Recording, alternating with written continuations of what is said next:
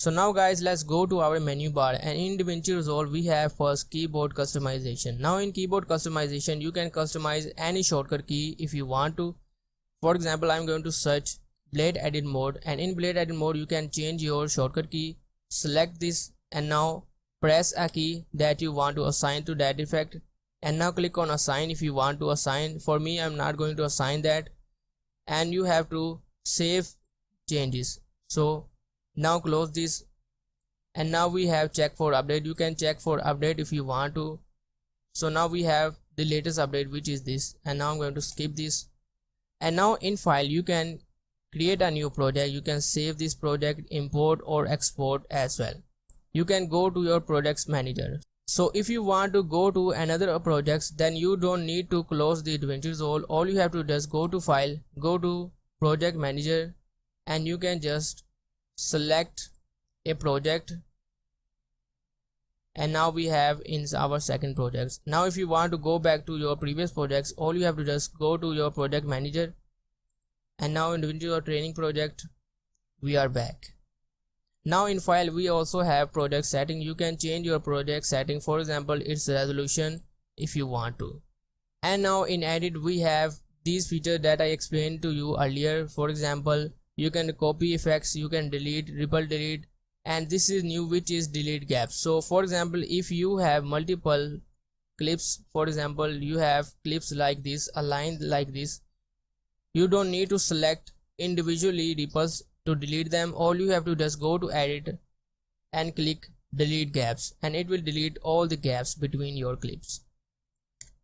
So now in edit guys, we have replace, overwrite, insert, all these effects that I explained to you earlier, which is these effects, these mode are now inserted in our edit menu bar. Now in our trim menu bar we also have these modes. We have now dynamic trim mode, which is this mode, and we have trim start, trim end, which you can do that from this mouse cursor. And now guys, let's move on to timeline, and in timeline we have a useful feature, which is razor. So razor is used to split your clips very easily. All you have to do is place your cursor where you want to split your clip and press shortcut key for razor. You can set a shortcut key for razor. For example, go to customization keyboard and now search for razor, and for me I assign B to my razor tool, and now I can now just come to a point where I want to cut my clip, and now press B key to split the clip. Now we have 3 parts of one clip. Now in clip we can also decompose, which I explained to you earlier, and in mark you can clear your mark. For example, I have press I and now press O, and we have this in and out mark. So now if you want to clear this mark, all you have to just go to your mark and now select clear in and out, and it will clear the in and out mark. Now in view, I explained to you earlier, you can also show a power bin, you can also enable a power bin that are available in your media pool.